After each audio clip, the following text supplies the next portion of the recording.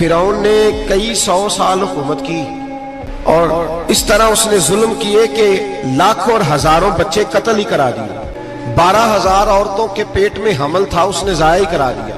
جب حضرت موسیٰ علیہ السلام اپنی قوم کو لے کے نکلے، رستے میں دریا آ گیا، فرعون پیچھے لگا ہوا تھا. وَإِذْ فَرَقْنَا بِكُمُ الْبَحْرَ فَأَنْجَيْنَاكُمْ، اللہ فرماتے تمہارے لیے میں نے دریا کو پھاڑا اور تمہیں نجات دے دی. وَأَغْرَقْنَا آلَ فِرْعَوْنَ، اور فرعون کو غرق کر دیا. وَأَنْتُمْ تَنْظُرُونَ، تم کھڑے دیکھ رہے تھے.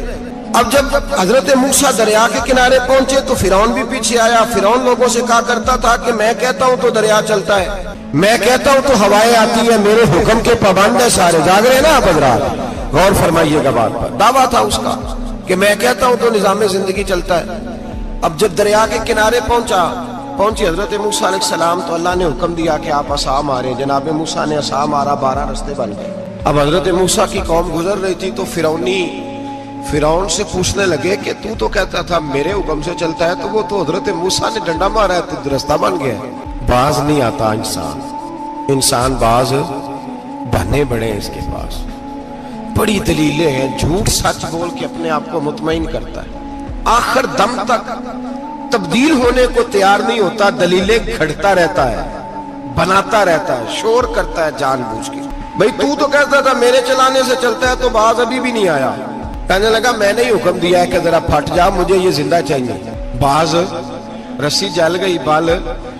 کہنے لگا میں نے ہی کہا ہے دریا کو کہ یہ مجھے زندہ چاہیے، میرے بھاگے ہوئے ہیں تو اس لیے پھٹا ہے، تو آؤ میرے ساتھ دریا کراس کرے. تو پتا تو ان کو بھی تھا نا جتنا تو رب بنا ہوا ہے، پتا تو تھا، سارے جانتے تھے. کہنے لگے تو پہلے کراس کر، اگر تو بچ گیا تو ہم بھی پیچھے آتے ہیں. اب چاروں ناچار. ایک روایت تو یہ ہے کہ یہ جب خدائی کا دعویٰ کرتا تھا نا، تخت پہ بیٹھا ہوتا تھا، تو ایک دن حضرت جبریل آئے اس کے پاس انسانی شکل میں. تو کہنے لگے میں بڑی دور سے آیا ہوں تو ایک مسئلہ پوچھنا تھا. کہا پوچھو. کہنے لگے ایک غلام تھا کسی بادشاہ کا، تو بادشاہ نے اسے تھوڑی دیر کے لیے ایک علاقے کی سربراہی دے دی. کتنی دیر کے لیے ہمیں سربراہیاں ملتی ہیں؟ کیوں جی؟ تھوڑی دیر کے لیے ملتی ہے نا. تھوڑی دیر کے لیے سربراہی دے دی ایک غلام کو. ذرا بات کو سمجھیے. حضرت جبریل پوچھتے ہیں، کہتے ہیں سربراہی مل گئی. اب وہ مالک ہی بن کے بیٹھ گیا ہے، وہ بات ہی نہیں سنتا. اس کو تھوڑی دیر کے لیے بنایا تھا، وہ تو خدائی کا دعویٰ کرنے لگا ہے. آپ بتائیں اس کا انجام کیا ہونا چاہیے؟ یہ مسئلہ پوچھنے آیا ہوں. تو فرعون کہنے لگا اس کا انجام یہ ہے کہ اسے پانی میں غوطے دے دے کے مار دے. انجام کیا ہے؟ بولیے کیا انجام ہے؟ کیا انجام ہے جی؟ پانی میں. اللہ اکبر، اپنی سزا تجویز کر رہا ہے.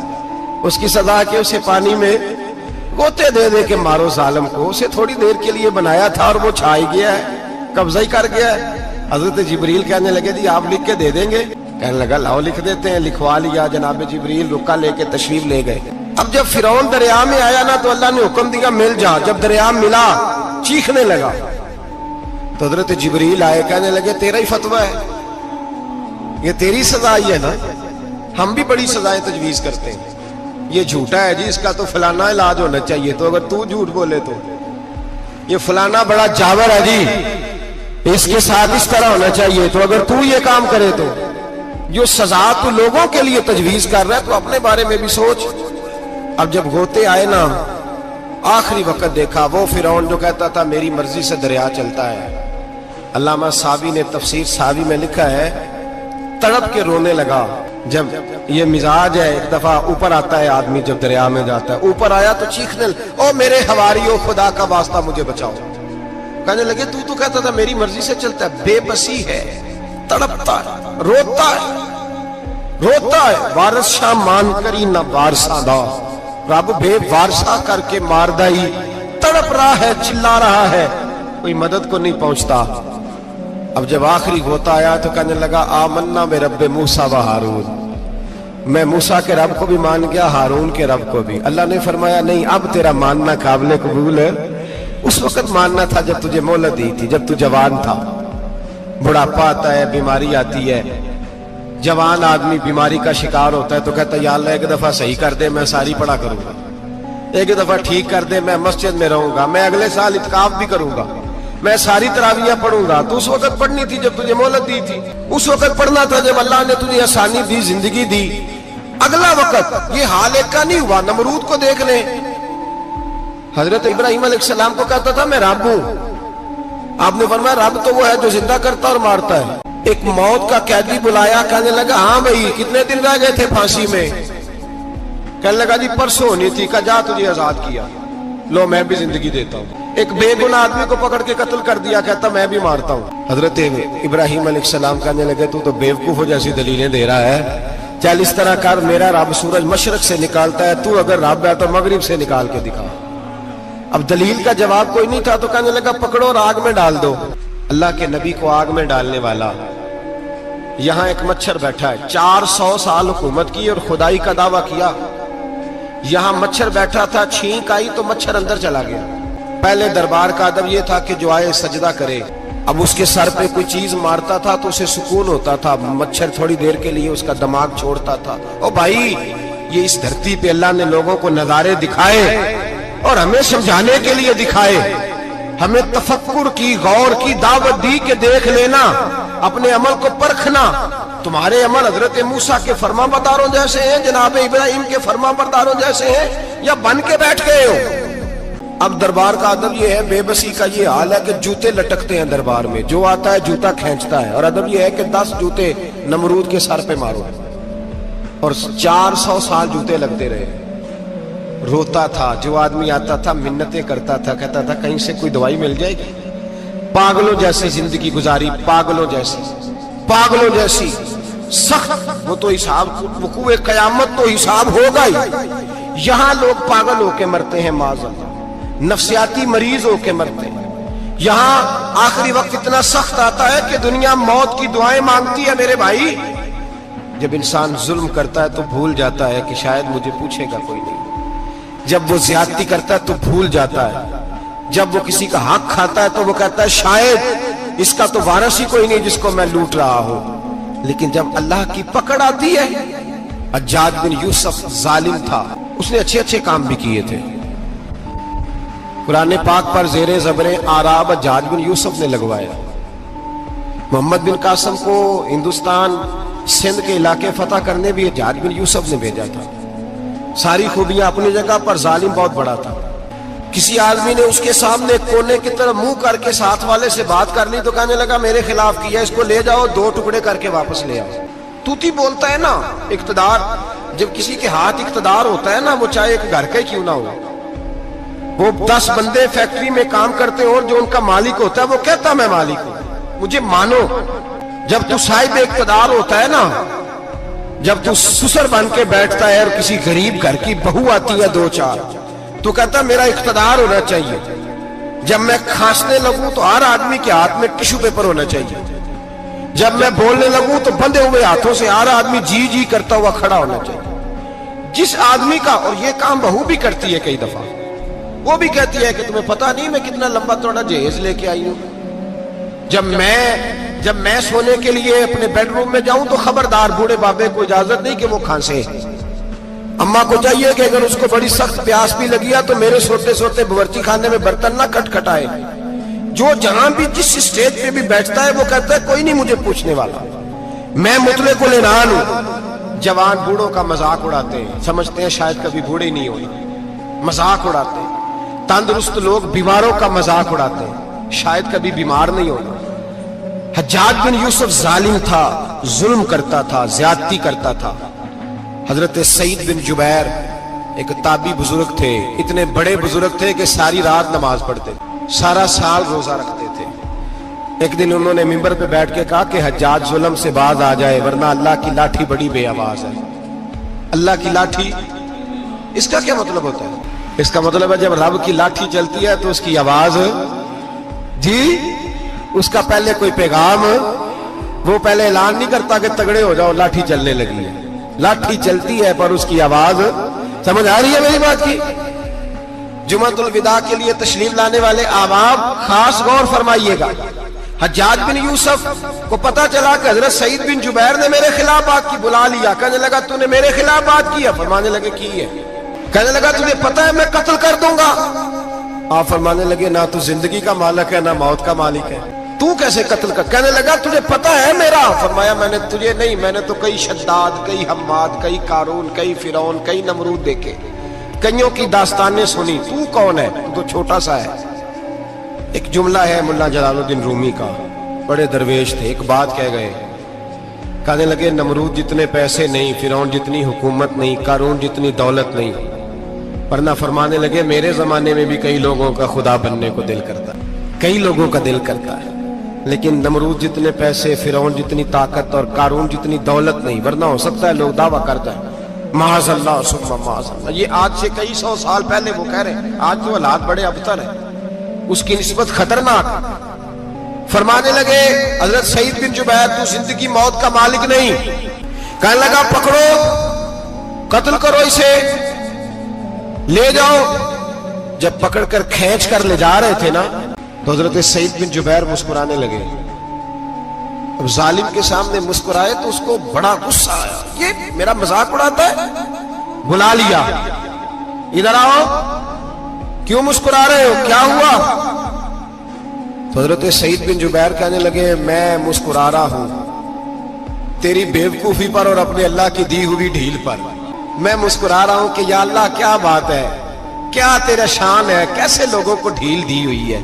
मैं मुस्कुरा रहा हूं तेरी बेवकूफी पर कि तू समझता है शायद मुझे पूछने वाला कोई नहीं। कहने लगा इसको बाहर ना ले जाओ, मेरे सामने कत्ल करो। ठीक है जी, कत्ल करने लगे तो हजरत सईद बिन जुबैर ने मुंह काबे की जानिब कर लिया। इन्नी वज्जहतु वजही लिल्लज़ी फतरस समावाति वल अर्द हनीफम वमा अना मिनल मुशरिकीन। जब आपने ये आयतें पढ़ी ना कि मैंने मुंह कर लिया है अपने रब की जानिब, करो मुझे कत्ल। कहने लगा नहीं नहीं, इसका मुंह फेरो, काबे की तरफ हो के कत्ल ना हो। है जालिम पर पागल हो गया है। हजरत सईद बिन जुबैर के हौसले ने शिकस्त दे दी, नाकाम हो गया, मकबूतुल हवास हो। कहने लगा इसका मुंह फेर दो। जब काबे से फेरा तो आप फरमाने लगे लिल्लाहिल मशरिकु वल मगरिबु फइन्नमा तवल्ला फसम्मा वजहुल्लाह। अल्लाह फरमाता है तुम मशरिक और मगरिब सारा ही अल्लाह का है, जिधर भी मुंह करोगे उधर अल्लाह ही अल्लाह है, जिधर भी मुंह करोगे उधर अल्लाह ही अल्लाह है, चारों जानब। फेर दे जिधर मुंह फेरना है तूने, फेर दिया मुंह। हजरत सईद बिन जुबैर के गले पे खंजर रखा तो आपने हाथ उठाए, कहने लगे ए अल्लाह मेरे बाद इसे किसी और पर मुसल्लत ना करना, मेरे बाद किसी और पर मुसल्लत ना, बस मैं आखिरी हूं। जब आप ज़िबा हुए तो इतना खून निकला, इतना खून निकला कि लोग कहते हैं जितना ऊंट के वजूद से निकलता है। तर हो गया सारा उसका दरबार। एक समझदार आदमी को बुला के कहने लगा इतना खून मैंने पहले कभी, मैंने बड़े बंदे कत्ल कराए हैं पर इतना खून नहीं निकला। तो वो कहने लगे लोग मर जाते, मरते वक्त डर जाते हैं, सहम जाते हैं, खून सुकड़ जाता है, लगता है ये शख्स जब दुनिया से गया है तो डट के गया है, ये डट के गया है दुनिया से। हज्जाज बिन यूसुफ रात को सोया तो तड़प के उठा, क्या हुआ? घर वाले कहने लगे क्या हुआ? कहने लगे सईद बिन जुबैर ख्वाब में आया और कहते हैं उठ मुझे बता तूने मुझे क्यों कत्ल किया, बता बता क्यों मारा। अगली रात फिर सोया तो वही ख्वाब, फिर सोया तो गुनाह नफ्सियाती मरीज बना देता है, जुल्म तुझे मकबूतुल हवास कर देता है। जब तू ज्यादती करता है तो अल्लाह फरमाते हैं कि मैं, तू अल्लाह को भूलता है, अल्लाह तुझे अपना आप भुला देता है। फिर तू भूल जाता है, फिर तू सीधे रास्ते पे चलता है पर भटक जाता है, फिर तू सही रास्तों का तायुन करके भी गुमराह होता है, फिर तू रोज वही गाड़ी चलाता है पर अब जब तू ब्रेक लगाता है तो नहीं लगती। जब गुनाहों के साथ तू मकबूतुल हवास होता है, तू रोज वो कारोबार करता है, लेकिन जब तेरे गुनाह तुझे घेर लेते हैं फिर उसी कारोबार में तू नुकसान उठाता है। हज्जाज बिन यूसुफ तड़पता है, रोता है, यहां तक कि बीमार हो गया। पेट में दर्द होती है, पता नहीं क्या हुआ, तकलीफ होती है, पता नहीं। सारे हकीम, तबीब, डॉक्टर कोई ना समझ सका कि बीमारी क्या है। जो बीमारियां खुदाई होती हैं उनका लोगों को पता, जो आजमाइशें रब की जानिब से होती हैं वो डॉक्टरों के हत्थे नहीं चढ़ती। जो तकलीफें अल्लाह देता है उनका हकीम, तबीब इलाज नहीं कर पाते, मुश्किल। और शिफा उसी वक्त होती है जब अल्लाह देना चाहे, और जब रब भी देना ना चाहे तो बड़े बड़े डॉक्टर कहते हैं कि हमारे से बस की बात नहीं रही। बगदाद से हकीम आए, पेट देखा, कहने लगे ना तेरे मैदे में कोई दिक्कत है, ना तेरे जिगर में, ना किसी और जगह, माजरा क्या है? ایک آخری علاج ہے، آخری، وہ کیا؟ گوشت کا چھوٹا سا ٹکڑا دھاگے کے ساتھ باندھ کے منہ میں ڈالا اور پھر ایک باریک سا تنکا لے کے اس کو اندر ڈالنے لگے گلے میں۔ وہ گوشت کا ٹکڑا جب حلق کے اندر اتر گیا، اس حکیم نے واپس کھینچا تو کیسے ایسی بدبو آئی جیسی کبھی سونگی نہ تھی۔ جانور کیڑے مکوڑے لگے ہوئے باہر نکلے، اور جب دیکھا تو جتنے محل میں لوگ بیٹھے تھے چلاتے ہوئے نکل گئے کہ یہ کیا مصیبتیں ہیں۔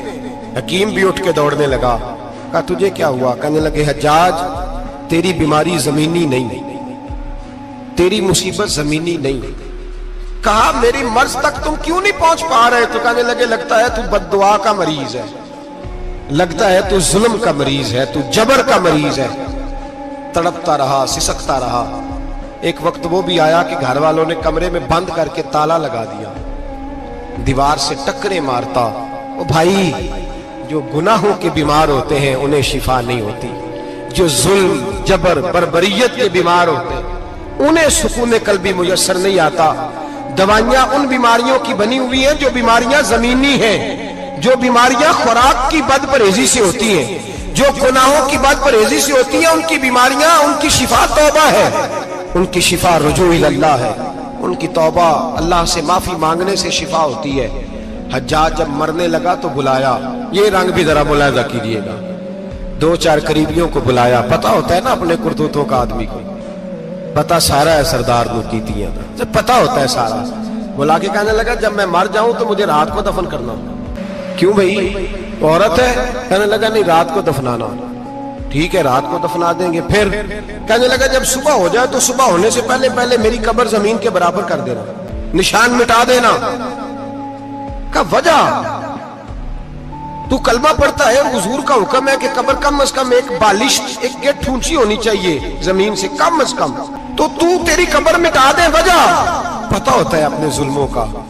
کہنے لگا مجھے پتا ہے لوگ میرے مرنے کے بعد میری قبر بھی نہیں چھوڑیں گے، دنیا میں تو میرے جبر کی وجہ سے کوئی آ نہ سکا، لیکن میری قبر بھی لوگ جنازوں میں باتیں شروع کر دیتے ہیں۔ جنازوں میں نے ایسی بھی داستانیں سنی ہیں کہ کوئی مرا تو لوگ جوتوں کا ہار قبر پہ ڈالا ہے۔ نہیں بھائی، تو جب زندہ تھا تو تیرے جبر ظلم کی وجہ سے نہیں کو بول سکا۔ ایک تو ہے قیامت میں حساب ہوگا، یہاں دنیا میں حساب ہونے لگتا۔ اتنی لمبی زبانیں لوگوں کی لٹک کر مرتے وقت باہر نکل آتی ہیں۔ دعا کریں، جمعہ ہے، اللہ تعالیٰ ایمان کی موت عطا فرمائے۔ دعا فرمائے رب تعالیٰ اللہ تبارک و تعالیٰ توبہ کر کے جانے کی توفیق عطا فرمائے۔ جاگے جاگے اور سنے اور دعا کرے، اے اللہ تو ہمیں ظلم سے ویسے ہی محفوظ فرما، اگر ہم زیادتی کرنے لگے تو اے اللہ ہمیں اس سے منع فرما، ہمیں اس سے تو یہ توفیق دے کہ ہم باز آ جائیں اس گناہ سے۔ میرے بھائی، ایک تو دنیا میں سزا ہے، پھر قیامت کی سزا ہے، اور وہ زیادہ سخت ہے، وہ زیادہ سخت ہے۔ ہم لوگوں نے نا ہیلے بہانے بڑے بنائے ہوئے ہیں۔ بینک کے ساتھ کاروبار کرنے والا کہتا ہے نہیں مجبوراً لیا ہے، مجبوراً مر رہا تھا تو آخری لبوں پہ تھا تو جائز ہے، جائز ہے۔ اس وقت جب تجھے کھانے کو لقمہ نہ لگے تو حرام کھانا بھی جائز ہے۔ کیا دقت تھی؟ کیوں اللہ رسول کے مقابلے میں کھڑا ہوا تو؟ کیوں سود کا دھندا کیا؟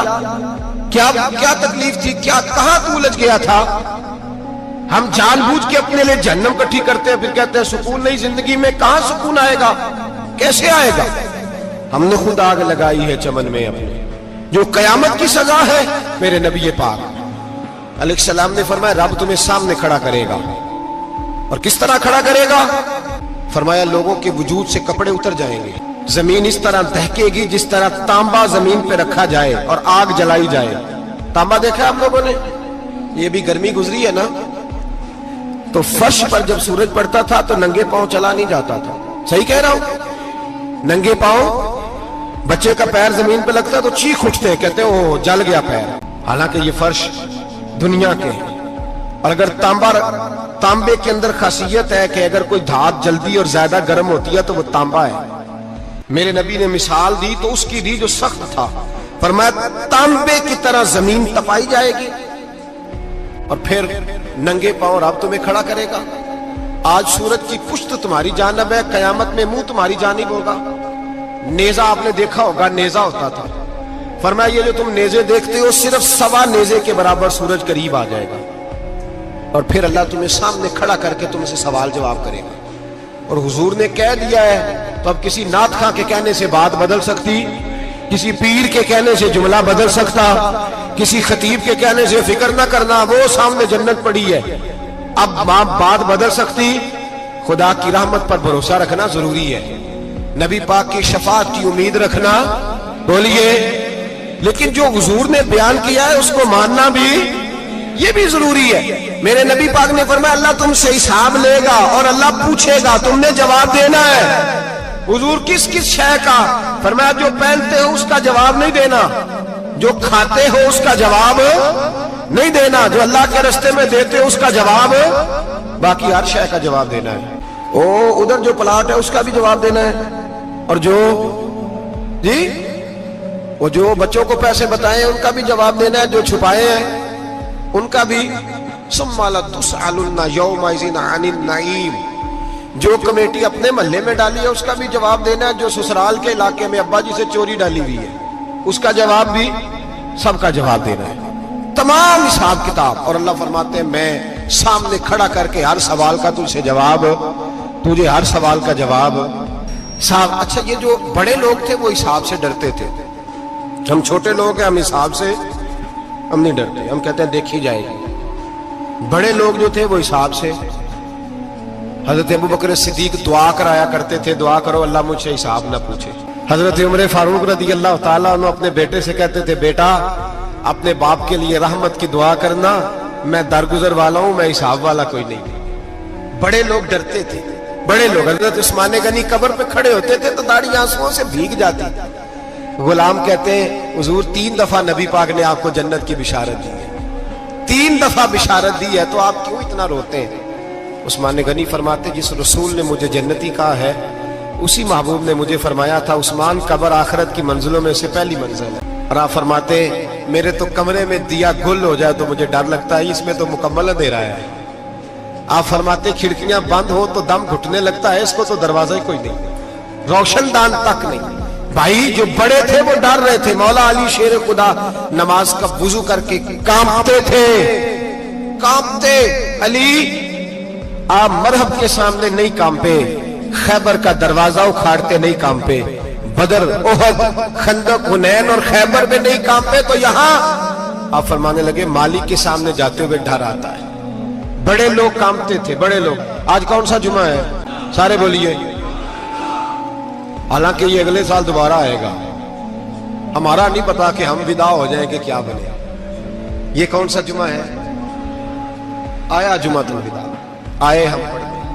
آج ایک فکر لے کر کے جانا، ایک سوچ، جہاں روز رات کو بیٹے کی ٹینشن، بیٹی کی ٹینشن، بھائی کی ٹینشن، پوتے کی ٹینشن ہوتی ہے نا، ایک ٹینشن اور اپنے آج ایک ٹینشن بڑھا لو، قبر کی ٹینشن پیدا کر لو، قیامت کی تھوڑی سی فکر کر لو، تھوڑی سی، ایک لمحے کے لیے صحیح تھوڑا خیال پیدا کرے۔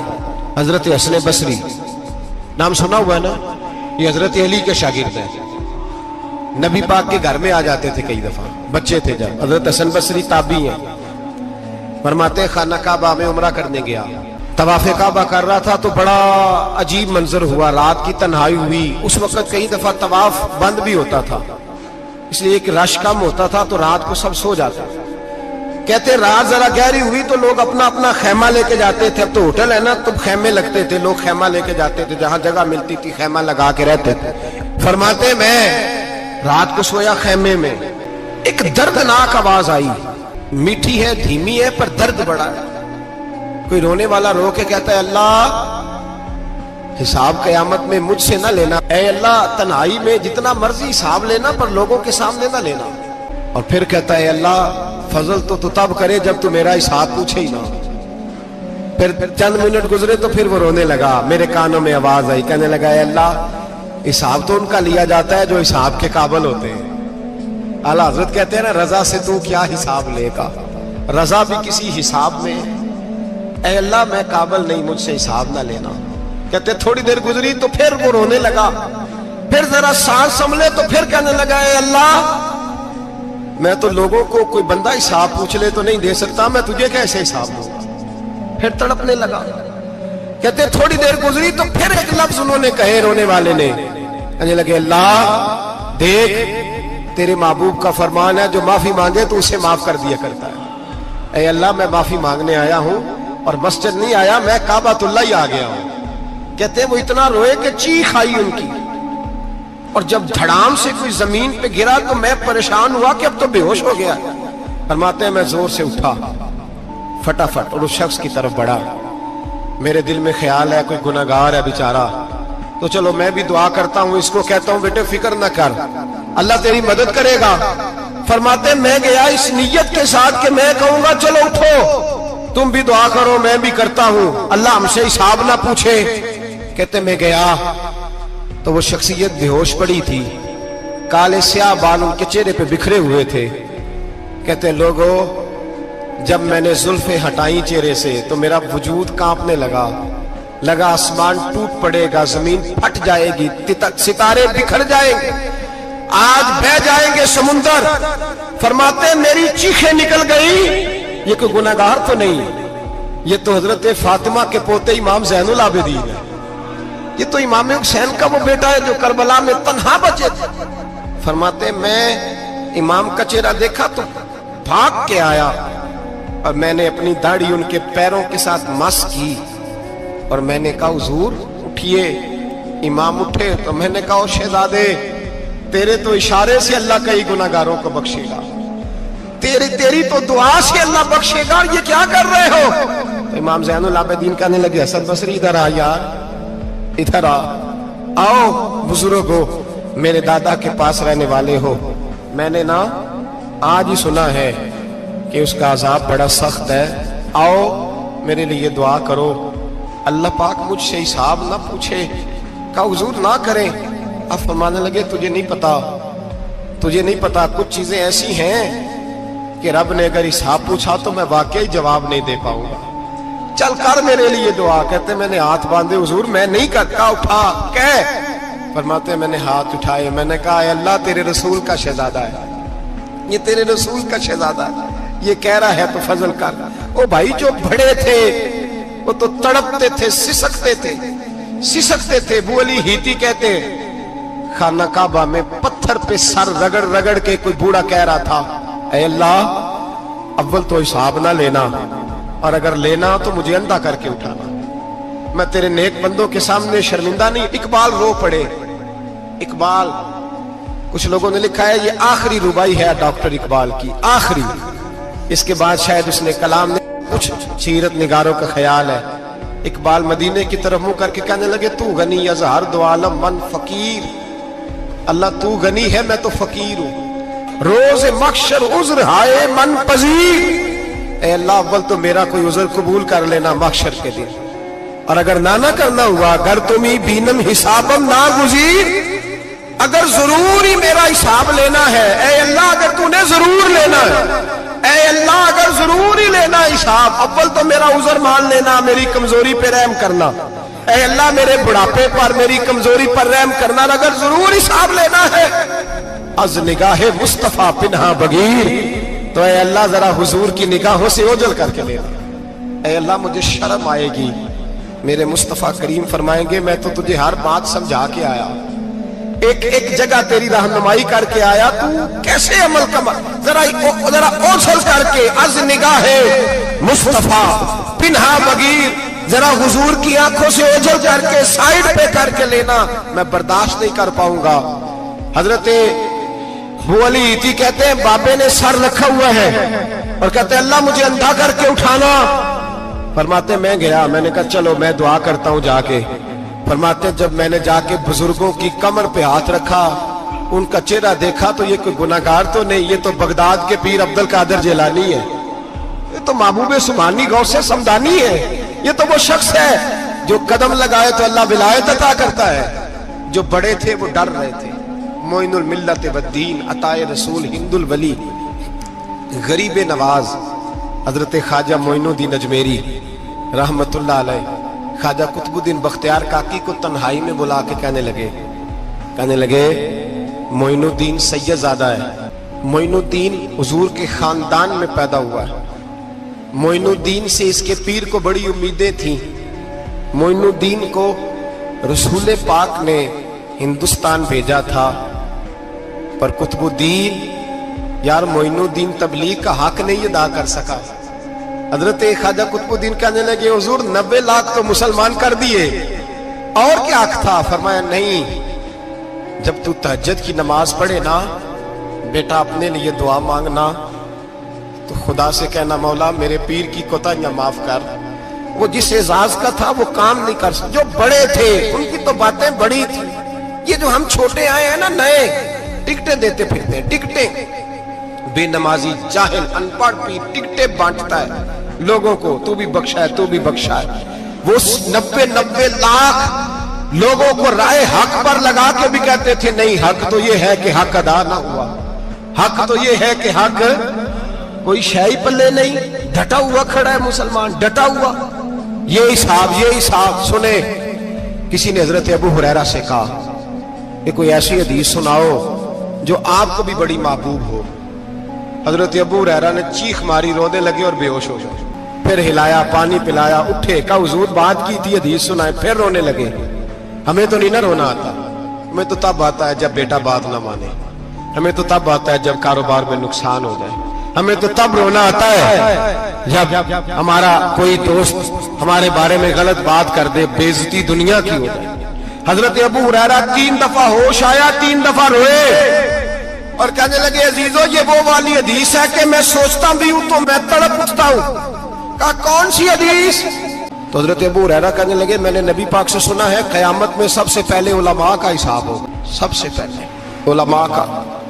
रब करीम फरमाएगा तुम्हारी दीन के नाम पर बड़ी मौजें थी,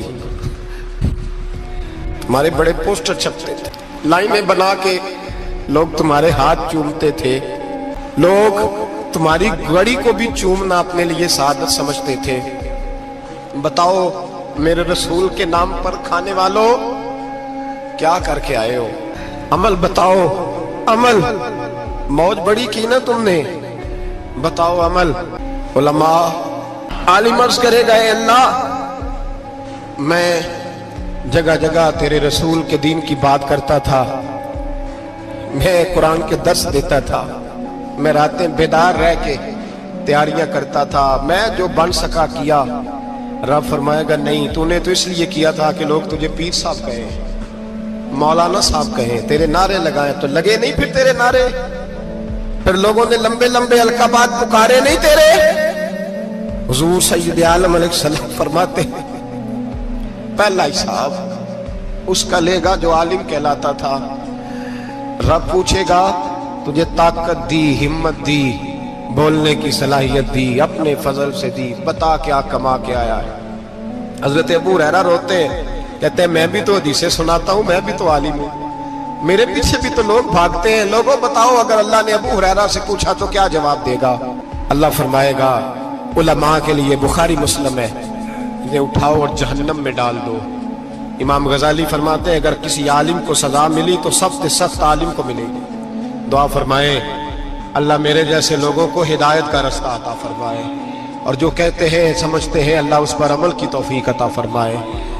फरमाया हजरत अबू हुरैरा ने दूसरे नंबर पर सखी अल्लाह की बारगाह में खड़ा किया जाए, मालदार। रब फरमाएगा बोल कुछ ऐसे भी थे जिनके पास शाम की रोटी नहीं थी, तुझे मैंने तेरी तिजोरी भर के तुझे दौलत अता की, तुझे विरासत में मैंने मुरब्बे दिए, जायदादें दी।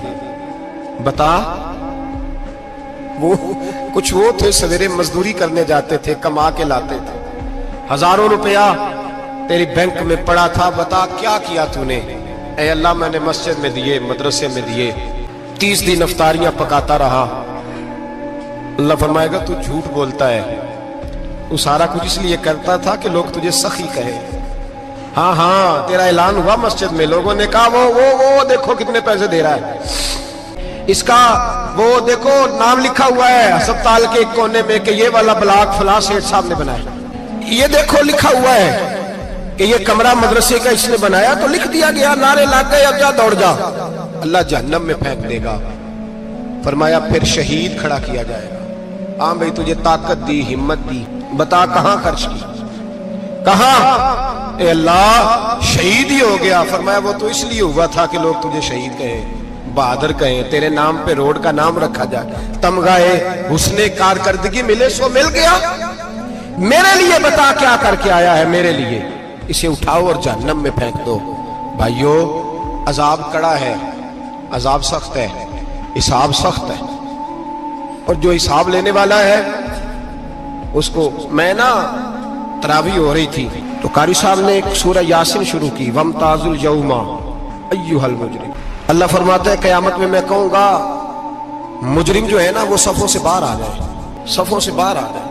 ایک ہمارے فزکس کے ٹیچر ہوتے تھے تو بڑی سخت چھڑی مارتے تھے. تو جب وہ قد بھی بڑا تھا, جلال بھی بڑا تھا, اور اصول بڑے اچھے انسان تھے لیکن سخت تھے, تو مجھے یاد آتا تھا کہ جب وہ سویرے آ کے کہتے تھے جس نے کام نہیں لکھا وہ باہر نکل آئے. دو قسم کی چوٹ لگتی تھی. ایک تو خیال یہ آتا تھا کہ شرمندگی بڑی ہوگی کہ سارے اسٹوڈنٹ بیٹھے ہیں اور 2 3 4 ان کو کہا وہاں مرغے بن جاؤ, بڑی شرم آتی تھی. اور پھر جب وہ مارتے تھے تو اتنا سخت مارتے تھے کہ کئی کے دن تکلیف رہتی تھی, بتایا نہیں جاتا تھا. وہ اسٹوڈنٹ بتاتے تھے کہ یار اس سے بچو کسی بھی طریقے, اور کسی کا کام رہ بھی جاتا تھا کہتے تھے اس پیریڈ کی ڈیوٹی سبق یاد کر کے آنا ہے. سخت ٹیچر کے بارے میں تیرا میرا یہ رویہ ہے. تو یاد آ رہا تھا جب وہ کہہ رہے تھے نا وَامْتَازُوا الْيَوْمَ أَيُّهَا الْمُجْرِمُونَ, تو میں صف میں کھڑا تھا تو 2 قطرے میرے بہہ گئے آنسو کے. مجھے ساتھ بچہ کہنے لگا طبیعت ٹھیک ہے. میں نے کہا طبیعت تو ٹھیک ہے, کچھ یاد آ گیا ہے کہ میدان محشر میں یہاں تو چھپے ہوئے ہیں نا عیب, چھپے ہوئے. اور بھائی رب بڑا کریم ہے, عیبوں کے باوجود نوازتا ہے. میرا دعویٰ یہ ہے اگر ہمارے عیب کھل جائیں, لوگ ہمیں دھرتی پہ جینے نہ دیں, لوگ جینے نہ دیں, نکال دیں, اپنے بھی ہمیں برداشت نہ کریں, یہ تو اس کا کرم ہے. پتہ سارا ہے سردار نو کیتیاں دا, پردہ چپایا ہی تیرا بھلا ہو سی. وَامْتَازُوا الْيَوْمَ أَيُّهَا الْمُجْرِمُونَ. اللہ فرمائے گا مجرم باہر آ جائے. یا اللہ کیا ہوگا جب سوال جواب ہوں گے تو رب فرماتے ہیں تیری زبان پہ مور لگا کے بند کر دوں گا. تیرے ہاتھ بولیں گے, پیر بولیں گے, سر بولے گا, پیٹ بولے گا. اس وقت کی فکر پیدا کریں, ٹینشن پیدا کریں. وقوع قیامت حق ہے. اور باندھ کے نا لوگ پیر باندھ کے زور کے ساتھ باندھ. سگا بیٹا جب قبر میں دفن کرتا ہے نا تو وہ بھی کہتا ہے وہ کونا, یہ کونا تھوڑا سا مٹی کم ہے, یہاں بھی مٹی ڈالو. پہلے لوگ روزانہ جاتے ہیں, پھر ہفتے کے بعد, پھر مہینوں بیت جاتے ہیں. کچھ قبریں ایسی بھی ہیں جن پہ کھڑے ہوں تو لگتا ہے قبریں رو رہی ہیں اور کہتی ہیں جاؤ میرے گھر والوں سے جا کے کہو کوئی پھیرا ہی لگا جائے. وہ ایک دفعہ آئے تو صحیح, کوئی مٹی نہیں ڈالتا. بادشاہوں کی قبریں روتی ہیں, سرمایہ داروں کی قبریں روتی ہیں, کوئی جاتا نہیں. اتنے موٹے سوراخ ہے قبروں میں, آپ اپنے شہر کے قبرستان پھر کے دیکھ لیں, سوراخ ہے. او بھائی حضرت مولا علی شیر خدا قبرستان گئے تو پہلے رونے لگے, پھر کہنے لگے قبروں والوں کیا حال ہے تمہارا. تو آپ فرماتے ہیں مردہ مجھے اندر سے بول کے کہنے لگا علی کفن پھٹ گیا, ہڈیاں ٹوٹ گئی, مال تو دے آئے تھے وارثوں کو پر حساب ہمیں دینا پڑ رہا ہے, تو بتا پیچھے کیا حالات ہیں.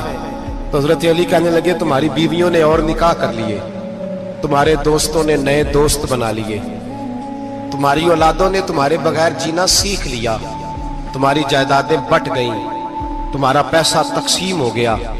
پہلے تو کوئی تمہارا نام لیتا تھا, اب تو تمہارا ذکر ختم ہو گیا. اب تو 1-2 نسل تک تمہارا ذکر تھا, اب تو تمہیں یاد ہی کوئی نہیں کرتا. کہتے ہیں لوگ یہاں کوئی رہا کرتا تھا, یہاں کوئی ہوا کرتا تھا, اب تو تم قصہ پارینہ, قصہ ماضی ہو گئے. حساب کا وقت قریب ہے, قریب آ گیا وقت. اللہ فرماتے ہیں اقترب للناس حسابهم وهم فی غفلۃ معرضون. فرمایا حساب کا وقت قریب آ گیا ہے تو ابھی بھی غافل ہے. جمعۃ الوداع ایک پریشانی لگانے کا ارادہ تھا, بڑی پریشانیاں پالی ہیں, ایک پریشانی اور پال لو. جس کو یہ پریشانی لگ جائے اس کی عمل سنورنے لگ جاتا ہے. یہ پریشانی پال لو کہ اگر مجھے حساب دینا پڑے. حضرت عمر کا فرمان, آپ فرمایا کرتے تھے اپنا حساب خود کر لو قبل اس کے کہ اللہ تمہارا حساب. خود کر لو اپنا حساب, خود کھاتے ٹھیک کر کے رکھو, چیک کر کے رکھو. میری دعا ہے اللہ پاک ہمیں ان میں شامل کرے جن کو وہ معاف کرنے والا ہے۔ آمین تو کہہ دے۔ اللہ تبارک و تعالی ہمیں ان لوگوں میں شامل کرے جنہیں اللہ بغیر حساب جنت عطا کرنے والا ہے۔ فکر پیدا کرے، سوچ پیدا کرے۔ اللہ تبارک و تعالی کو راضی کرنے کے ایام ہے اور اس کی رضا کی طرف توجہ کریں سارے حضرات۔ اللہ تبارک و تعالی آپ کو سعادت مندیاں اور برکتیں عطا فرمائے۔ اللہ کی بارگاہ میں یہ دعا ہے، اللہ مجاہدین کی مدد فرمائے، اسلامی حکمرانوں کو غیرت ایمانی نصیب کرے، اور اللہ تعالیٰ انہیں اخلاص کے ساتھ دین کے لیے اکٹھے ہونے کی توفیق عطا فرمائے۔ اللہ ہماری حاضری قبول فرما، اللہ تعالیٰ امت کی خیر فرما، پاکستان پر فضل فرما، اپنی رحمتوں سے ہم سب کو مالا مال فرما، بیماروں کو شفا عطا فرما، مقروضوں کو قرض کے بوجھ سے رہائی نصیب فرما، تنگ دستوں کو وسعت عطا فرما۔ اللہ عالم اسلام کے حق میں رحمت والے فیصلے فرما، فلسطین کے مجبوروں کی مدد فرما، صہیونی طاقتوں کو نیست و نابود فرما۔ اللہ تعالیٰ دنیا ہو یا آخرت ہو ہماری پردہ پوشی فرما، ہمارے حال پہ رحم فرما، ہم سے درگزر فرما، علم نافع عمل صالح کی توفیق عطا فرما، سجدوں کا ذوق اور عبادتوں کا شوق عطا فرما، تلاوتوں کی لذت عطا فرما، اپنی رحمت اور اپنا فضل نصیب فرما۔ رب اغفر وارحم وانت خیر الراحمین، وصلی اللہ تعالی علی حبیبہ سیدنا و مولانا محمد۔